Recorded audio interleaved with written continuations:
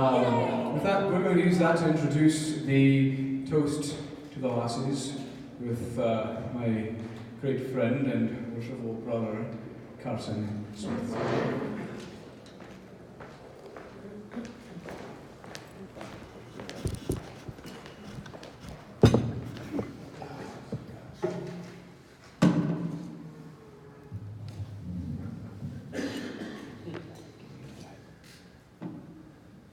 Unaccustomed as I am to public speaking, I was approached by Samuel Lawson a short time ago, and he said, "We need someone to give the toast to the lassies. Can you help us out?" How many of you have bothered to Google yourself?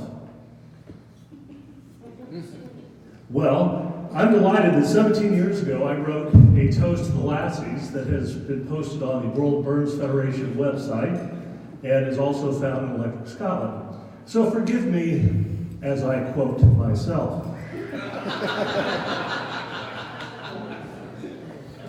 As I am wont to do, and my wife reminds me on occasion. It has long been observed, a woman can make an average man great, and a great man average. Let that sink in. Burns could not have attained the status he has so long enjoyed were it not for the fact that he was surrounded by remarkable women. The women of whom Burns wrote were not the pale, frail, timid ladies of English nobility. They were neither weaker vessels nor mere victims. They were the proud descendants of Celtic womanhood. When the ancient Romans encountered the Celtic tribes inhabiting the northern European countries in areas north of the Alps and extending to Turkey to the east, to Ireland in the west, they were oppressed by the Celts and the equal station that was enjoyed by their women. Celtic women enjoyed an unusual degree of freedom by standards known in both the ancient and the medieval worlds. They were renowned for their individuality and courage, and were particularly praised for the qualities of self-respect and independence. Celtic women could inherit land and title no less than their male siblings. A woman could serve as a chief of the clan. She could enter into battle just as men did in time of war. The ferocity of Celtic women is the subject of legend. Witness the stories of Boudica, the warrior princess.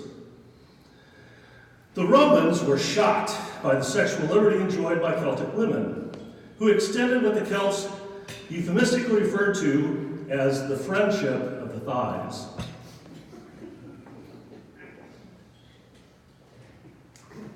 Proper Roman matrons, with false standards of respectability imposed upon them by the men folk in their world, found lovers among those who were prepared to indulge in secret liaisons.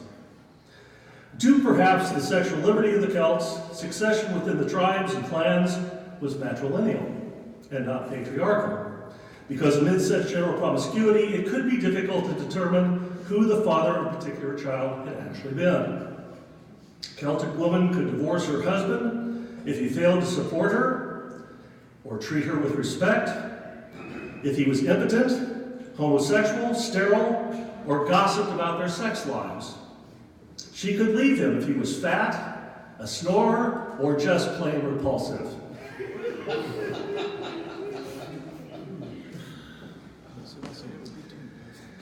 It was to the inheritors of the women who, it was to the inheritors of the spirit of Celtic womanhood and to the literary celebration of their many virtues that Burns devoted so much of his energy. Think for a moment. The farmer's daughter Nellie Kilpatrick, known to us as Handsome Nell. Peggy Thompson, whose memory is preserved in Now Westland Winds and Slaughtering Guns.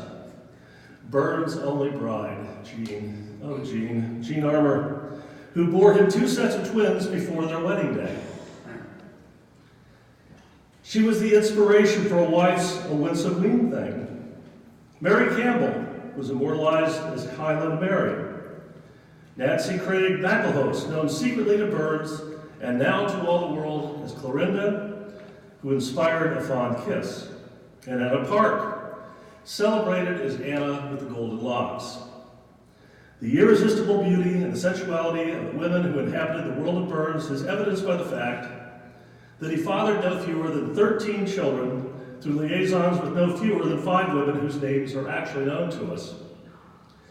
Clearly, Burns enjoyed the friendship of the thighs, and in that, perhaps, he found his greatest inspiration. The strength of Celtic women is demonstrated most particularly in the person of his wife, Jean Armour, who, for reasons even the most generous would have difficulty comprehending, chose to take the daughter of several of Burns' liaisons into their own home. But we can easily imagine that there were moments and there were exchanges in the Burns home which provided a model for the ferocity of Tam O'Shanter's misses. Burns could not have attained the status he had so long enjoyed were it not for the fact that he was surrounded by remarkable women. And aren't we all? Aren't we? His love of the lasses is best summarized in this excerpt from Green Grow the Rashes. All nature swears his lovely dears, her noblest work she classes. Her prentice hand she tried on man, then she made the lasses. And so we toast the daughters of the Celts and all the members of the fairer sex who are the inheritors of the spirit of the Celts, as celebrated in the verse of Robert Burns in all their beauty, dignity, strength, and yes, in their ferocity. A woman can make an average man great, and a great man average. But let each man consider that proposition quietly and to himself. For in doing so aloud, he places himself in grave peril. Gentlemen, be up on your feet.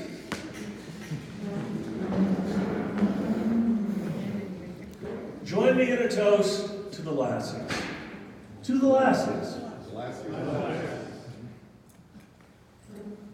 Thank you for your kind attention.